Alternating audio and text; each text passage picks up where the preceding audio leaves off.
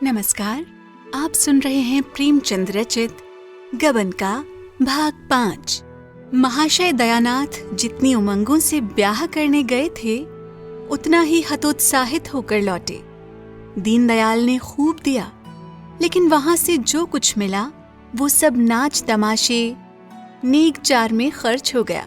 बार बार अपनी भूल पर पछताते, क्यों दिखावे और तमाशे में इतने रुपए खर्च किए, इसकी जरूरत ही क्या थी। ज्यादा से ज्यादा लोग यही तो कहते, महाशय बड़े कृपण हैं। उतना सुन लेने में क्या हानि थी। मैंने गांव वालों को तमाशा दिखाने का ठेका तो नहीं लिया था, ये सब रमा का दुस्साहस है। उसी ने सारे खर्च बढ़ा बढ़ा कर मेरा दिवाला निकाल दिया। और सब तकाजे तो 10-5 दिन टल भी सकते थे, पर सर्राफ किसी तरह न मानता। और सब तकाजे तो 10-5 दिन टल भी सकते थे, पर सर्राफ किसी तरह न मानता था। शादी के 7वें दिन उसे 1000 रुपए देने का वादा था। 7वें दिन सर्राफ आया, मगर यहाँ रुपए कहाँ थे। दयानाथ में लल्लो चप्पो की आदत न थी, मगर आज उन्होंने उसे चकमा देने की खूब कोशिश की। किस्त बांधकर सब रुपए 6 महीने में अदा कर देने का वादा किया।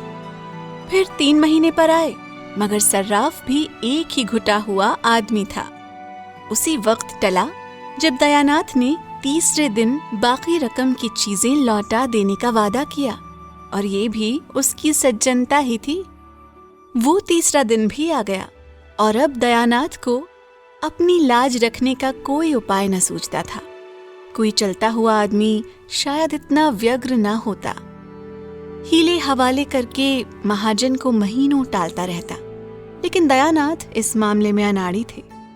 जागेश्वरी ने आकर कहा, भोजन कब से बना ठंडा हो रहा है, खाकर तब बैठो। दयानाथ ने इस तरह गर्दन उठाई मानो सिर पर सैकड़ों मन का बोझ लदा हुआ है। बोले, तुम लोग जाकर खा लो, मुझे भूख नहीं है। जागेश्वरी बोली, भूख क्यों नहीं है, रात भी तो कुछ नहीं खाया था। इस तरह दाना पानी छोड़ देने से महाजन के रुपए थोड़े ही अदा हो जाएंगे। दयानाथ बोले, मैं सोचता हूँ उसे आज क्या जवाब दूंगा। मैं तो ये विवाह करके बुरा फंस गया। बहू कुछ गहने लौटा तो देगी। जागेश्वरी ने कहा, बहू का हाल तो सुन चुके, फिर भी उससे ऐसी आशा रखते हो।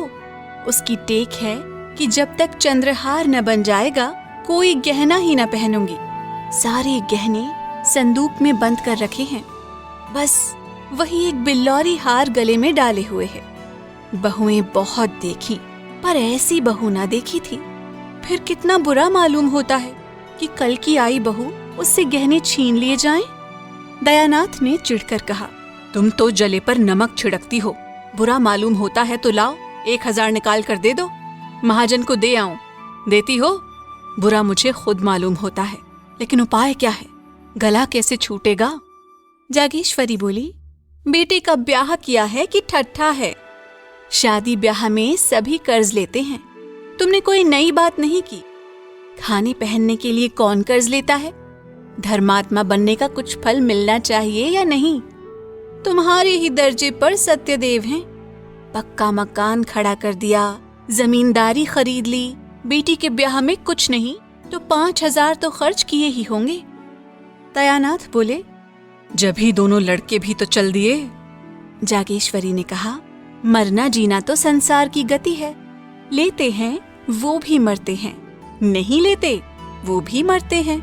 अगर तुम चाहो तो 6 महीने में सब रुपए चुका सकते हो।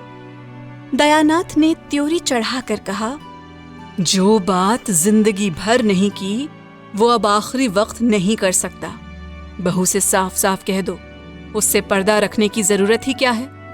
और पर्दा रह ही कितने दिन सकता है, आज नहीं तो कल सारा हाल मालूम हो ही जाएगा। बस 3-4 चीजें लौटा दे तो काम बन जाए। तुम उससे एक बार कहो तो। जागेश्वरी झुंझला कर बोली, उससे तुम ही कहो, मुझसे तो ना कहा जाएगा। सहसा रमानाथ टेनिस रैकेट लिए बाहर से आया। सफेद टेनिस शर्ट था, सफेद पतलून, कैनवस का जूता, गोरे रंग और सुंदर मुखाकृति पर एक पहन। इस पहनावे ने रईसों की शान पैदा कर दी थी। रुमाल में बेले के गजरे लिए हुए था। उससे सुगंध उड़ रही थी। माता पिता की आंखें बचाकर वो जीने पर जाना चाहता था कि जागेश्वरी ने टोका, इन्हीं के तो सब कांटे बोए हुए हैं, इनसे क्यों नहीं सलाह लेते? तुमने नाच तमाशे में 1200-1300 रुपए उड़ा दिए। बतलाओ सर्राफ को क्या जवाब दिया जाए? बड़ी मुश्किलों से कुछ गहने लौटाने पर राजी हुआ, मगर बहू से गहने मांगे कौन? ये सब तुम्हारी ही करतूत है। रमानाथ ने इस आक्षेप को अपने ऊपर से हटाते हुए कहा, मैंने क्या खर्च किया? जो कुछ किया बाबूजी ने किया। हाँ, जो कुछ मुझसे कहा गया वो मैंने किया। रमानाथ के कथन में बहुत कुछ सत्य था। यदि दयानाथ की इच्छा न होती तो रमा क्या कर सकता था? जो कुछ हुआ उन्हीं की अनुमति से हुआ। रमानाथ पर इल्जाम रखने से तो कोई समस्या हल न हो सकती थी। बोले, मैं तुम्हें इल्जाम नहीं देता भाई, किया तो मैंने ही, मगर ये बला तो किसी तरह सिर से टालनी चाहिए। सर्राफ का तकाजा है, कल उसका आदमी आवेगा, उसे क्या जवाब दिया जाएगा? मेरी समझ में तो यही एक उपाय है कि उतने रुपए के गहने उसे लौटा दिए जाएं। गहने लौटा देने में भी वो झंझट करेगा, लेकिन 10-20 रुपए के लोभ में लौटाने पर राजी हो जाएगा। तुम्हारी क्या सलाह है? रमानाथ ने शर्माते हुए कहा, मैं इस विषय में क्या सलाह दे सकता हूँ, मगर मैं इतना कह सकता हूँ कि इस प्रस्ताव को वो खुशी से मंजूर न करेगी। अम्मा तो जानती हैं कि चढ़ावे में चंद्रहार न जाने से उसे कितना बुरा लगा था। प्रण कर लिया है, जब तक चंद्रहार न बन जाएगा कोई गहना न पहनूंगी।